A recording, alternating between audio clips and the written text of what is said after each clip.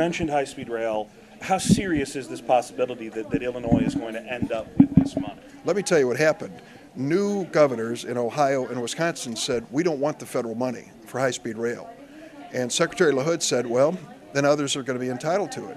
Well, I'm going to make sure Illinois gets its fair share. We've got a capital bill now. We can expand the reach of Amtrak and high-speed rail in our state. I want to get in line to apply for the money for Ohio and Wisconsin. As far as I'm concerned, they're making a big mistake. How much money are we talking about? And what kind of projects, if all of a sudden we have a couple of extra $100 million, what doors does that open? What it opens is a possibility of making sure we have safer, faster rail travel in our state.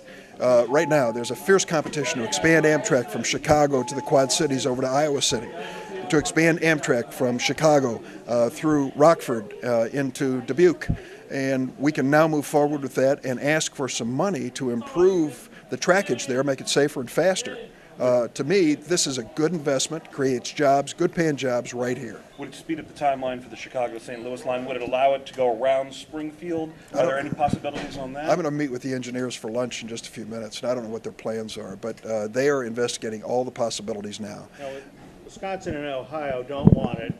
Secretary LaHood and Senator Durbin say Illinois is going to get it, and it's just that easy. It's just that easy. No, LaHood didn't say that. Secretary LaHood said to Ohio and Wisconsin, if you don't want it, it's going to other states that have high-speed rail. He didn't specify Illinois. We've got to put in an application for additional funds, and I think we can to find money that can be invested in this state. How much money are we going to be talking about? It's hundreds of millions. I mean, it's a lot of money. And I just want to tell you, when it comes to investing in infrastructure, whether you're talking about the interstate highway system or high-speed internet or high-speed rail, I want this state to lead the nation.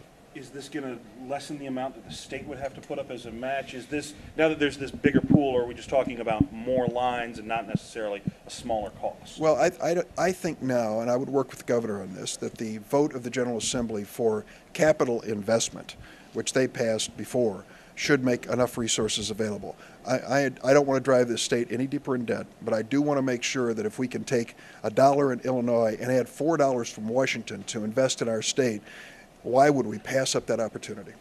I know the emails that I've been getting about Mark Kirk coming to Washington probably pale in the calls that you have been getting. How do you, I don't want to say what do you make of it, because the schedule is what the schedule is, but how do you respond when this is the theory of the week on the internet? This next Tuesday is the last day for counties and election authorities to count absentee ballots. For example, men and women serving in the military overseas who sent their ballots in will still be counted up till next Tuesday if it was postmarked properly. That's the way it should be. We all agree on that. When they get finished with the count on Tuesday, they notify the State Board of Elections. The State Board of Elections notifies the governor. They sign the documents, and everyone is then certified as elected unless there's some contest underway, including new Senator Kirk. So that means he will miss next week's session because the votes are still being counted. Then we break for Thanksgiving. He'll be there the next week, as I see it. He won't miss any critical votes. And this is a schedule which hasn't been created by us. It's been created by statute.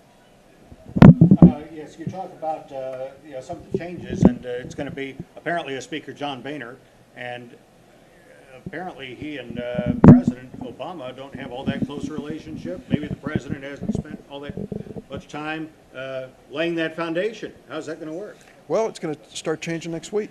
The president has invited those of us in leadership to meet with him in the White House for dinner, Democrats and Republicans. And I think it's an effort by the president to reach out to the new leadership in the House and Senate and say, let's do our best to improve our relationship and work together. Yeah, when you say improve, is there room for improvement both ways between yes. the Boehner folks and the Obama folks? Of course there is. And, I can give you my spin on the last 2 years, but I think the voters basically say, we don't want to hear any more spin, do something. And so what the president said to all of us is, let's try to get a new level of cooperation. Let's try to get some things done. I think I heard something on the radio the other day that Nancy Pelosi's considering running to be minority spokesperson. Yes. Should she get that job? Should Harry Reid keep his job given the lackluster results? No, let me just tell you, it's the first time, perhaps in American history, that the president's party got beaten so badly in an election and lost the House of Representatives, but did not lose the Senate. So I'd have to say for Reid's leadership, and I'm part of it, we did a pretty good job in a pretty tough year.